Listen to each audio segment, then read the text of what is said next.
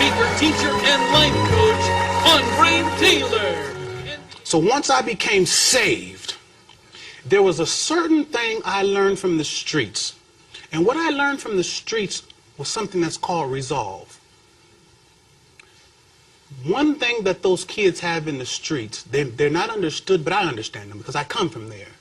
They have a willingness and a determination that's so committed to something that they're willing to give their lives for it. So when I got into the church, I seen that type of commitment lacking. You see? Yes. But when I read in the scriptures, when I seen Paul and John, and I seen the same type of resolve in them.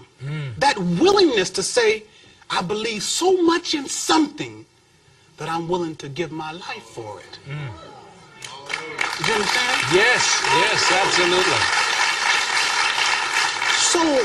So when I got saved, I didn't lose that fervor. I didn't lose that resolve.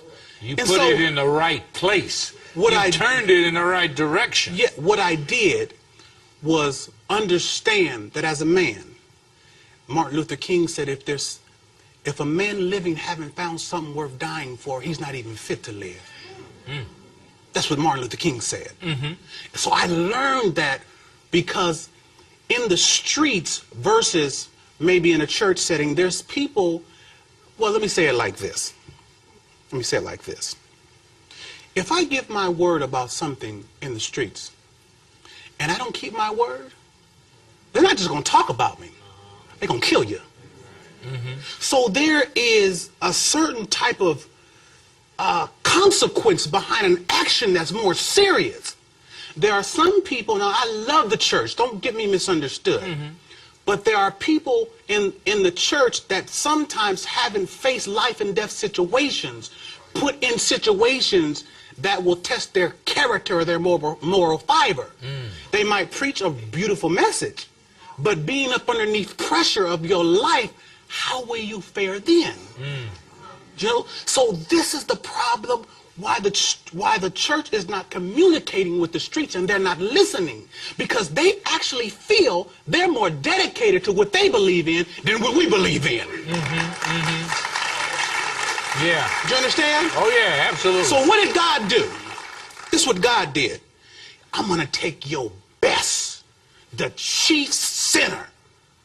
Andre Taylor, they used to call me Gorgeous Dre in the streets.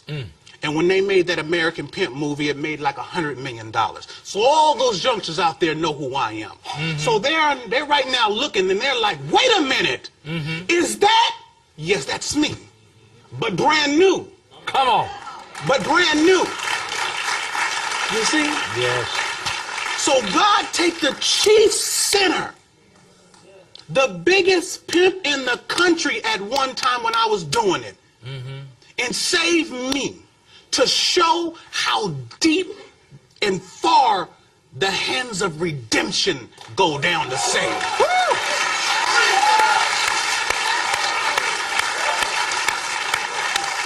Something about the streets that is really harmful. And that's my expertise, is why I'm talking about it.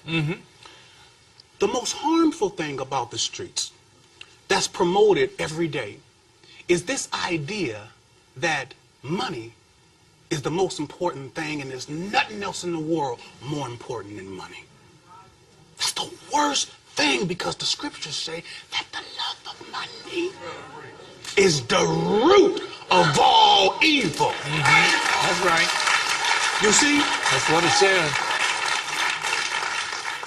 So what's happening? The first thing I want to tell you youngsters in the streets is the weakest thing for you is to have the love of money. The weakest thing. Because me being in the streets, I wasn't just a player in the street, I was a master. I wasn't just a little guy. It's a top guy. So as the top guy, if I was walking or associating with somebody that I knew, on the streets I'm talking about, that loved money more than principle, I wouldn't want to be with him because I know he's easily turned. So why you have all these little rappers all over the country speaking about how much money they have, what they're going to do with their money, I wouldn't have a cat like that nowhere near me. He'll give me up in a minute. He's trying to keep his money. Yeah, yeah. It's applicable to my life now as it was then. Principle over. And let me say this. Now, I'm going a lot of places, but there's so many things going in my mind, and I need to say this. Let the Spirit speak I need through to you. say this. Yes. And I need to say this to the church, because I've said this about to the streets. I need to say this.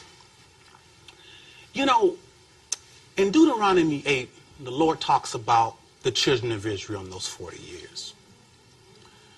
And he says in the second verse, he says, remember all the ways that I brought you. Remember that. And he says, because there was a reason why I brought you these 40 years this way. But you know, I heard a lot of preachers, I watch TV and all the time, but I've never really heard this discussed the way I'm going to discuss it with you. Remember the way I brought you. Remember. And then, wait a minute. I need to take some notes. No, for real. No, I'm for real. I ain't joking. He said, the way I brought you. Why did he say I?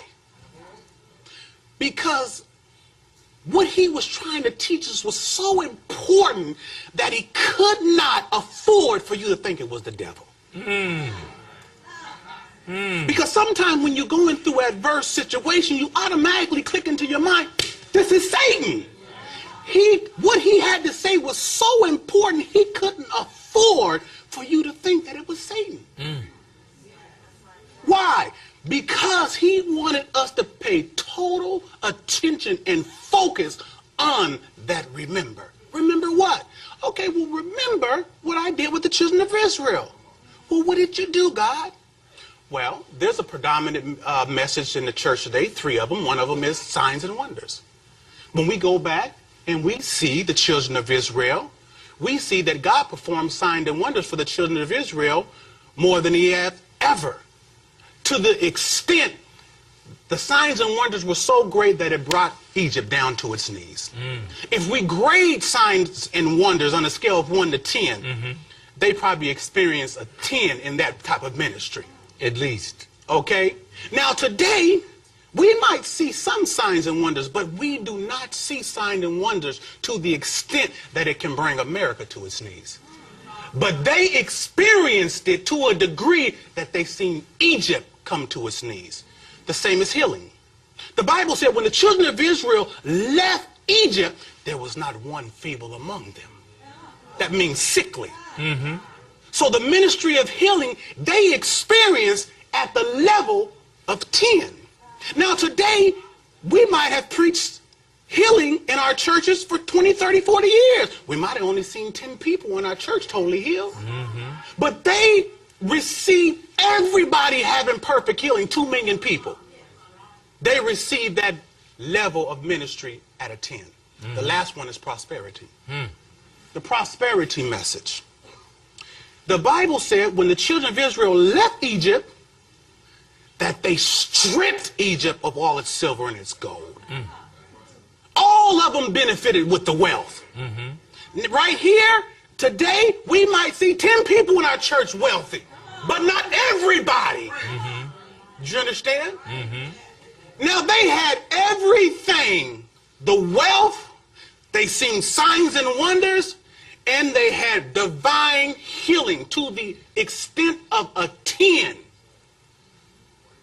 But it still wasn't sufficient. No. Everything we talk about right now that we want the believer to have, they had. But God still deemed it not sufficient. Because after they had it, he took them to the wilderness.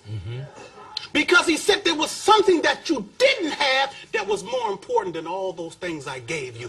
And that was my word. That you may know. I took you through this. I made you hunger so that you may know the value of my word. And what I see today in the church, if we valued signs and wonders, what ain't nothing but a side dish. We've valued healing and finances over the value of God's word, and that's where we're off track.